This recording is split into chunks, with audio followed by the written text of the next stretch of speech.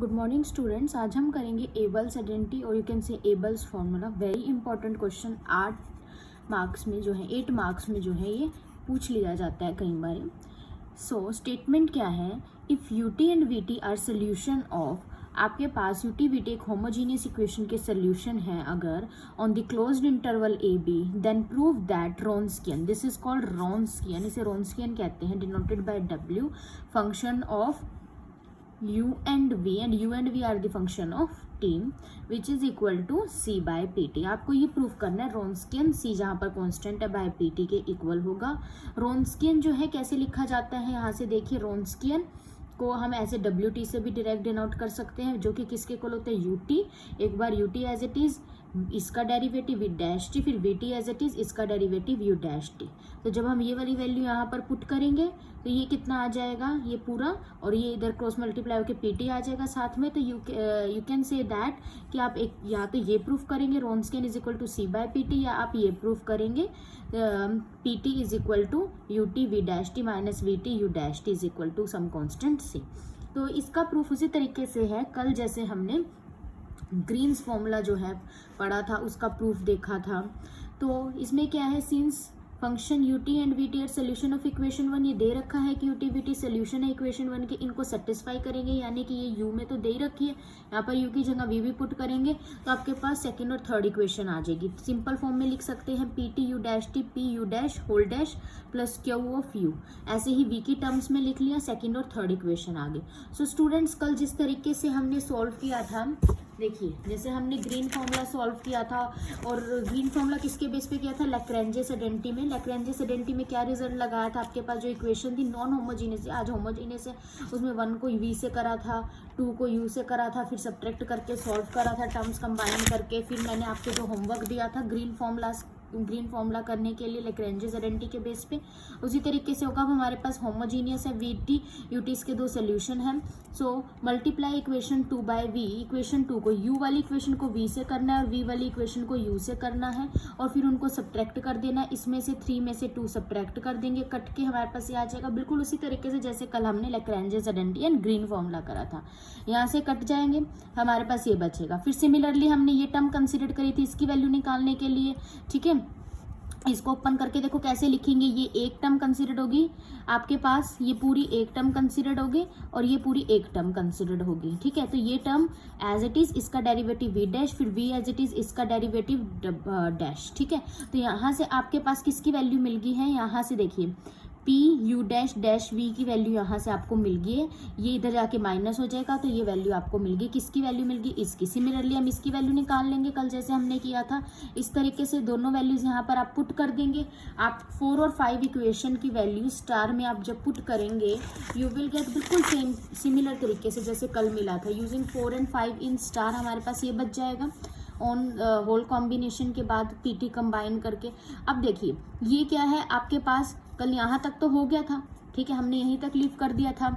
Now अब आप इसको इंटीग्रेट करेंगे विद रिस्पेक्ट टू टी। जब आप इसको इंटीग्रेट करेंगे, देखो डिफरेंशिएशन है होल की, और जब आप इंटीग्रेशन करेंगे विद रिस्पेक्ट टू टी तो ये कैंसिल हो जाएगा, और ये इनडेफिनिट इंटीग्रेशन है, इनडेफिनिट है तो कांस्टेंट ऑफ सी आएगा प्लस कांस्टेंट ऑफ सी आ जाएगा। तो ये देखिए क्या बचेगा, पीटी, ये पूरा बचेगा आपके पास। ऑन इंटीग्रेशन क्या बचेगा, पीटी, इंटीग्रेशन ने डेरिवेटिव के साइन को कैंसिल कर दिया, इनडेफिनेट होने की वजह से कांस्टेंट ऑफ इंटीग्रेशन आया।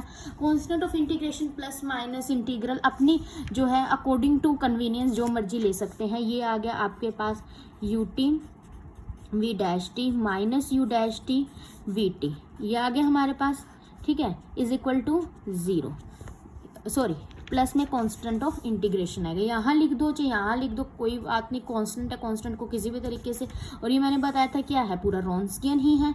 तो pt is Wronskian is equal to C, Wronskian is equal to C by pt, hence proved Abel's identity. ये एबल्स आइडेंटिटी हमने प्रूव कर दी।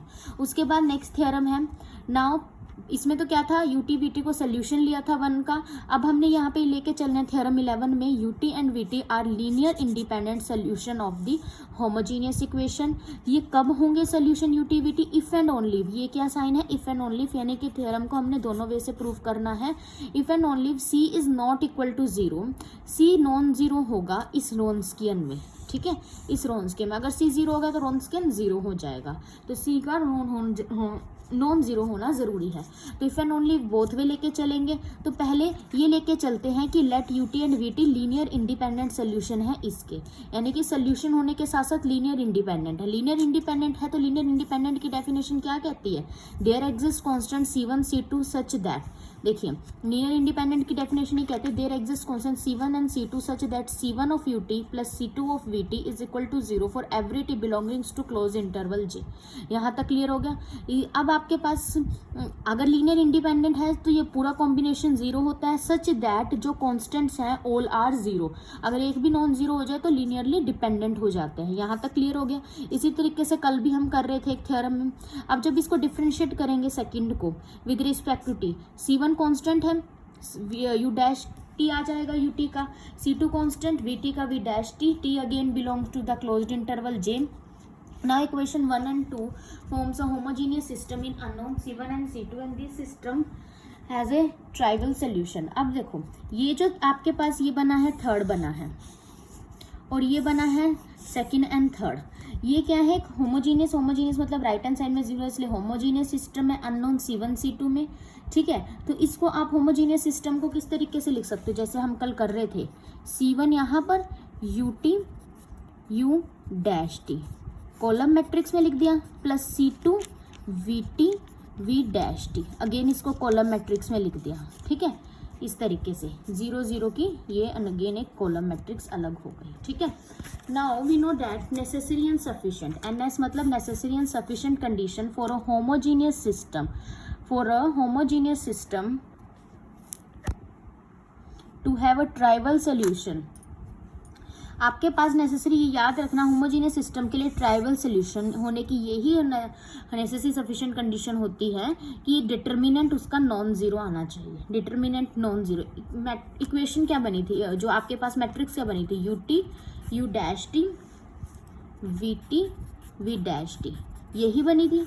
इसका डिटर्मिनेंट मतलब डिटर्मिनेंट का ये साइन, डिटर्मिनेंट का फॉर्मूला क्या रहता है, cross multiply this into this minus this into this, क्या होगा नॉन जीरो। ये किसकी डेफिनेशन है, रोन्स्कियन की, इससे पिछली थ्योरम में देखी थी, ये नॉट इक्वल टू जीरो है। और अभी आपको पता है कि रोन्स्कियन किसके इक्वल है, लास्ट थ्योरम से C/PT के equal, C/PT is not equal to zero. अब देखो ये नॉट इक्वल टू जीरो कब होगा, जब ये भी नॉट इक्वल टू जीरो होगा और ये भी नॉट इक्वल, इनमें से अगर C जीरो हो गया तो जीरो हो जाएगा, अगर PT जीरो हो गया तो नॉट डिफाइंड, तो इसलिए PT तो नॉट इक्वल टू जीरो रहेगा ही रहेगा।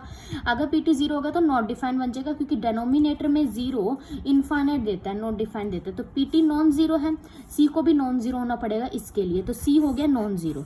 तो हमने एक वे से प्रूव कर दिया। हम ये लेके चले थे, क्या लेके चले थे कि UT VT क्या है, लीनियर इंडिपेंडेंट सोल्यूशन है such that there combination zero के इक्वल है, तो कांस्टेंट जीरो है। और वहां से रोन्स्कियन की डेफिनेशन लगाते हुए हमने क्या प्रूव कर दिया, अगर रोन्स्कियन इसके इक्वल है तो C नॉन जीरो है। अब हम कन्वर्सली में लेके चलेंगे कि अगर रोन्स्कियन इसके इक्वल है तो और C नॉन जीरो है, तो प्रूव करेंगे UT VT को लीनियर इंडिपेंडेंट सोल्यूशन, ठीक है। यानी कि जब वो कॉम्बिनेशन में लिखे जाएंगे सच दैट कांस्टेंट्स जीरो होंगे। अब C not equal to zero है इन रोन्स्कियन। अब देखो उसी तरीके से उल्टे स्टेप्स चले, यहाँ से C नॉन जीरो था तो हम ऐसे लिख सकते हैं। फिर ये किसकी डेफिनेशन है, रोन्स्कियन की, ऐसे ही रोन्स्कियन ये डेफिनेशन कहता है। अब ये क्या है, इधर चला गया, ठीक है।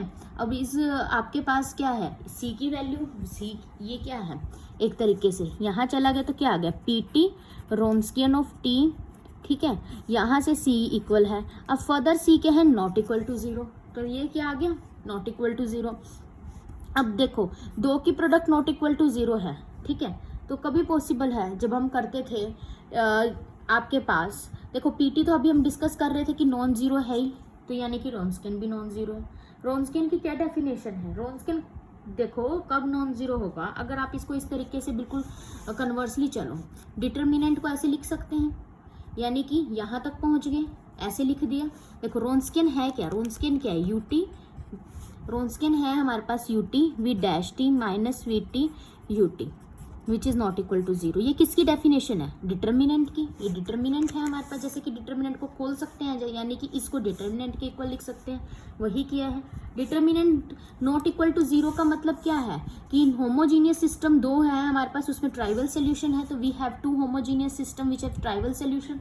तो यानी कि जो इक्वेशन है हमारे पास, एक ये इक्वेशन है C1 U2 plus C2 VT, ठीक है, और एक है C1 U dash T plus C2 V dash T, इनके पास ट्राइवल सोल्यूशन होंगे, ठीक है। ट्राइवल सोल्यूशन का मतलब क्या होगा, C1 C2 0 है। अब देखिए ये इक्वेशन है हमारे पास C1 UT plus C2 VT, इसमें C1 C2 0 है, तो आपके पास यही कंडीशन होती है Li होने के लिए कि अगर कोई वेक्टर दो U and V linear combination में लिखा जाए सच दैट कांस्टेंट 0 है, तो वेक्टर कैसे Li है, तो C को नॉन जीरो लेके चले थे, वेक्टर Li बिल्कुल convert steps as it is हैं, जैसे हमने फर्स्ट आपके रिजल्ट करा था। तो ये थ्योरम प्रूव हो गई। ये दो वे से थी, necessary sufficient condition, if and only if के वे से थे। तो एबल आइडेंटिटी के बाद हमने उसके रिजल्ट से ये थ्योरम करी थी। उसके बाद है हमारे पास, ये भी क्वेश्चन इंपॉर्टेंट है आपके पास, theorem 12 reduction of order. Reduction of order की थ्योरम है ये। तो इसमें देखिए क्या है, आइए देखते हैं क्या करना है। सबसे पहले तो इसकी statement, let f be a non trivial solution of second order homogeneous linear differential equation. आपके पास होमोजीनियस इक्वेशन है, ठीक है। लेट कहते हैं कि एफ उसका नॉन ट्रिवियल, इससे पहले हमने ट्रिवियल पढ़ा था, नॉन ट्रिवियल है। देन द ट्रांसफॉर्मेशन, एक ट्रांसफॉर्मेशन कंसिडर कर लेते हैं, u is equal to f of t into v. ये ट्रांसफॉर्मेशन कहते हैं इट रिड्यूसेस 1, ये 1 है, होमोजीनियस इक्वेशन को फर्स्ट ऑर्डर में रिड्यूस कर देगी। हमारे पास जब इसे ओपन करेंगे सेकंड ऑर्डर मिलेगा, तो इसको फर्स्ट ऑर्डर में रिड्यूस करेगी। फर्स्ट ऑर्डर डिफरेंशियल इक्वेशन ने dependent variable W which is equal to dv by dt, इसमें रिड्यूस कर देगी। सो आपको ये दिया हुआ है फंक्शन, इसी को कंसिडर करके चलते हैं, ठीक है। इन दोनों साइड डिफरेंशिएट करते हैं विद रिस्पेक्ट टू t, तो इसकी डिफरेंशिएशन हो जाएगी u डैश t, और इधर लग जाएगा, क्योंकि ये भी फंक्शन है t का, ये भी फंक्शन है, कोई कांस्टेंट नहीं है, तो यहाँ पर लग जाएगा डिफरेंशिएटिंग में u इंटू वी रूल। तो first function as it is, v की डिफरेंशिएशन v डैश, फिर v as it is, f की डिफरेंशिएशन f डैश। अब दोनों को स्टेप्स याद रखने हैं, मल्टीप्लाई करेंगे p ऑफ t से, दोनों साइड p ऑफ t से, इधर भी और इधर भी, ठीक है। फिर दोबारा डिफरेंशिएट करेंगे तो इसका होल का डेरिवेटिव हो जाएगा, इसके होल का डेरिवेटिव हो जाएगा, ऐसे ही इसके होल का और इसके होल का डेरिवेटिव हो जाएगा। तो आपके पास बेसिकली क्या आया है कि ये वैल्यूज आपको मिल चुकी, यानी कि हमें इसी की वैल्यू चाहिए थी। क्यों? क्योंकि जो हमारी 1 है उसमें ये चीज़ है ना, तो हमें ये वैल्यू चाहिए थी, जो कि हमने फाइंड आउट कर ली। तो अब ये इसकी वैल्यू जो यहाँ से ये पूरी निकली है, इसको 1 में सब्सटीट्यूट कर देंगे, और ये वाली जो टर्म है q t as it is, इसमें u की वैल्यू पुट कर देंगे, एफ ऑफ टी वी, और इसकी वैल्यू सब्सटीट्यूट कर देंगे। तो देखिए यहाँ से इसकी वैल्यू सब्सटीट्यूट कर दी, पूरी वैल्यू, ठीक है। फिर q t as it is, u की value f of t v put कर दिया।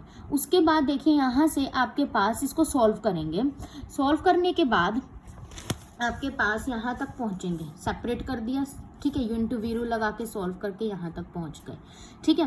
Then now what we do, यहाँ से देखिए कि आपके पास let it be equation number third बन गया। अब ये एफ दे रखा है, नॉन ट्रिवियल सोल्यूशन है, डिफरेंशियल इक्वेशन का नॉन ट्रिवियल सोल्यूशन मतलब इस डिफरेंशियल इक्वेशन को सेटिस्फाई करेगा। डिफरेंशियल इक्वेशन है क्या हमारे पास, F P of T U dash whole dash plus Q of T u is equal to 0, ये है ना, तो u की जगह यहाँ पर f आ जाएगा, इसको सेटिस्फाई करेगा नॉन ट्रिवियल सोल्यूशन। ये थर्ड था हमारे पास, ये फोर्थ है। From third and fourth we get, अगर हम यहाँ से देखें तो ये देखिए यहाँ से, अब देखिए पहले तो ना टर्न बाय टर्न करेंगे यहाँ से। सो स्टूडेंट्स देखिए हमारे पास ये थर्ड इक्वेशन है और ये फोर्थ है, तो ये जो फोर्थ की वैल्यू है हमने यहाँ पर पुट कर दी है। फोर्थ क्या है, p T f dash whole dash plus q t into f is equal to 0, तो ये पूरा क्या है, यही सेम है। इसकी वैल्यू 0 पुट करेंगे, 0 को v से मल्टीप्लाई करेंगे 0, तो ये पूरा वैनिश हो जाएगा, सिर्फ ये बचेगा आपके पास, इतना बचेगा सिर्फ ये, तो आपके पास ये मिल गया। अब इस फर्स्ट में u इंटू वी रूल लगाएंगे, तो ये पूरा हमारे पास u फंक्शन है, इतना v है, तो हम क्या कहते हैं, first function as it is, u as it is, p T F t as it is, v का जब डेरिवेटिव करेंगे डबल डैश, फिर v dash as it is, फिर इसका डेरिवेटिव, ये टर्म एज इट इज आ गई, ठीक है। इन दोनों से v डैश कॉमन लेके हमारे पास क्या बन गया, ये बन गया, ठीक है। v डैश कॉमन लेके हम यहाँ तक पहुँच गए। अब हम स्टार्टिंग में क्या लेके चले थे कि now instant of v dash हमने क्या था, v डैश क्या है, dv बाई dt, हमने क्या किया था, v डैश को w लेके ही चले थे। देखिए यहाँ से v डैश किसके इक्वल है, यानी dv by dt v dash w के बराबर है, तो यहाँ से v डैश w के बराबर है। जब आप इसका डेरिवेटिव करेंगे, यहाँ से देखिए, जब आप इसका डेरिवेटिव करेंगे v डैश का, तो ये कितना आ जाएगा, यहाँ से v double dash is equal to w dash. उसके बाद यहाँ से बेसिकली क्या है, वी डैश डब्ल्यू के बराबर है, डबल डैश डब्ल्यू डैश के बराबर है, वी डबल डैश की जगह डब्ल्यू डैश, वी डैश की जगह डब्ल्यू पुट कर दिया, ये इक्वेशन आ गई।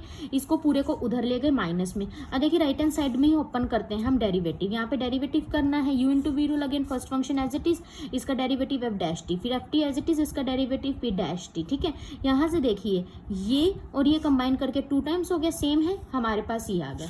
उसके बाद यहाँ के बाद आप कहाँ पहुँच गए, राइट हैंड साइड में आपके पास क्या चल रहा था, P T F T W dash मतलब W D W by D T, और लेफ्ट राइट साइड में ये चल रहा था, राइट हैंड साइड में आपके पास ये है। तो एक तरीके से यहाँ तक ये चीज़ ठीक है। उसके बाद आप यहाँ तक पहुँच गए। नाउ अब आप देखोगे सेपरेटिंग वेरिएबल सेपरेशन के मेथड से आप इसको सॉल्व करोगे, फिर इंटीग्रेट करोगे। पहले वेरिएबल सेपरेट कर दो, डब्ल्यू इधर आ गया, डी टी उधर चला गया। ठीक है, वेरिएबल सेपरेट कर दिया। ठीक है, अब आपके पास यहाँ से ये पूरी term p T F t ये डिवाइड में चली गई। देखो इसके डिवाइड में करेंगे p T F t, denominator numerator अलग, इधर भी पी टी एफ टी। ठीक है, पी टी से p t cancel, f t से एफ टी कैंसिल, तो इधर क्या बचेगा f dash t by f t, इधर क्या बचेगा p dash t by p t. इधर 2 चल रहा था, माइनस साइन पूरे के बाहर चल रहा था, डी टी इधर आ गया, डब्ल्यू नीचे चला गया। तो डी डब्ल्यू बाय डब्ल्यू यानी 1 बाय डब्ल्यू की इंटीग्रेट करेंगे दोनों साइड, इंडेफिनेट इंटीग्रल है तो आपके पास कॉन्स्टेंट ऑफ इंटीग्रेशन आएगा। इंटीग्रेट करने पर आपको क्या मिलेगा, यहाँ से 1 बाय डब्ल्यू की लॉग ऑफ डब्ल्यू। और जब भी ये इस तरीके से होता है कि नीचे फंक्शन होता है ऊपर उसका डेरिवेटिव होता है, तो उसकी डिफरेंट जब आप इंटीग्रेशन करते हो तो लॉग ऑफ आती है, log of that function, log of F T, log of P T. जैसे कि फॉर एग्जांपल जैसे आपके पास मेरे पास कोई फंक्शन है, ठीक है, एक्स स्क्वायर, ऊपर उसका डेरिवेटिव पड़ा है 2 डैश। जब मैं इसकी इंटीग्रेशन करूंगी विद रिस्पेक्ट टू एक्स तो मेरे पास क्या आने वाला है, लॉग ऑफ एक्स स्क्वायर आने वाला है। कैसे, आपके पास ये देखिए ना लॉग ऑफ एक्स स्क्वायर, ऐसे तो आप डायरेक्ट नहीं कर सकते, सब्सटीट्यूट करोगे आप एक्स स्क्वायर को टी पुट कर दो। ठीक है, यहाँ से देखिए आप एक्स स्क्वायर को टी पुट कर दो, तो इसका डेरिवेटिव जैसे +1 +2 करते थे क्या आएगा 2x dx is equal to d t. तो पूरा हो गया डी टी, ये रिड्यूस हो जाएगी किसमें डी टी, और एक्स स्क्वायर टी होगा 1 बाय टी की क्या होगी लॉग टी, लॉग टी की वैल्यू फिर टी को हमने जो अपनी तरफ से एज्यूम किया उसकी वैल्यू पुट करेंगे एक्स स्क्वायर। इस तरीके से होता है। तो बेसिकली डायरेक्ट याद रख लो, अगर ये नहीं समझ आए कि अगर नीचे फंक्शन ऊपर उसका डेरिवेटिव हो तो इसकी इंटीग्रेशन लॉग होती है, नीचे फंक्शन ऊपर उसका डेरिवेटिव और हमारे पास इंडेफिनेट था इसलिए कॉन्स्टेंट ऑफ इंटीग्रेशन। कोशिश करो जब लॉग की टर्म्स में सारे हो तो कॉन्स्टेंट ऑफ इंटीग्रेशन भी लॉग की टर्म्स में, कोई फर्क नहीं पड़ता, लेकिन कंबाइन करके प्रॉपर्टी हमारे पास बन जाती है। अब देखिए ये इधर माइनस का था, उधर पूरे को ले गए प्लस का हो गया, लॉग सी इधर ही रहा। अब आपके पास देखिए यहाँ से कंबाइन कर दिया सबको। ठीक है, जब भी इस तरीके से होता है ना लॉग की प्रॉपर्टी लग जाती है, log a plus log of b, तो ये प्रॉपर्टी होती है कंबाइन हो जाता है, प्लस में मल्टीप्लाई हो जाता है, अगर बीच में माइनस होता तो डिवाइड होता। अब देखिए यहाँ पावर है, पहले इस पावर को ऊपर ले गए, लॉग की प्रॉपर्टी से पावर ऊपर चली गई, डब्ल्यू एफ स्क्वायर टी बन गया, पी ऑफ टी ये सारे प्लस में थे, according to log property multiply में is equal to log c, दोनों तरफ एंटी लॉग लेके लॉग लॉग कैंसिल हो गया, इधर बच गया डब्ल्यू f square t p t is equal to c, f square t p t को आप नीचे ले गए और डब्ल्यू था क्या आपके पास वी डैश यानी d v by D t, तो ये क्या आ गया v dash which is equal to v dash d v by v d t, यानी कि इसकी वैल्यू आ गई। अब वी डैश है, दोबारा इंटीग्रेट करेंगे, इंटीग्रेट करने पर डिफरेंशिएशन इंटीग्रेशन कैंसिल हो जाएगा, वी टी बचेगा और यहाँ पर इंटीग्रेट करेंगे। ठीक है, वही जैसे कल करा था हमने, चेंज ऑफ वेरिएबल करके लिख सकते हैं, integrate D S F dash S P of S. ठीक है, अब हमें पता है u स्टार्टिंग में लेके चले थे, देखिए यहाँ से u किसके इक्वल था, एफ टी वी के इक्वल था, तो यहाँ पर आपके पास v की वैल्यू क्या आ गई u बाय एफ टी एक तरीके से। तो आपके पास यहाँ से v की वैल्यू आप पुट कर दीजिए, यहाँ पर v की वैल्यू यहाँ पर पुट कर दीजिए, तो जो v की वैल्यू यहाँ पे पुट करेंगे कितनी आ जाएगी, यहाँ से u by F of T आ गई, तो v की value u by F of T put कर दीजिए which is equal to C, फिर एफ ऑफ टी उधर चला गया, ये इक्वेशन आ गई आपके पास जो कि रिक्वायर्ड सोल्यूशन है गिवन इक्वेशन का। ठीक है students, so thank you, hence proved.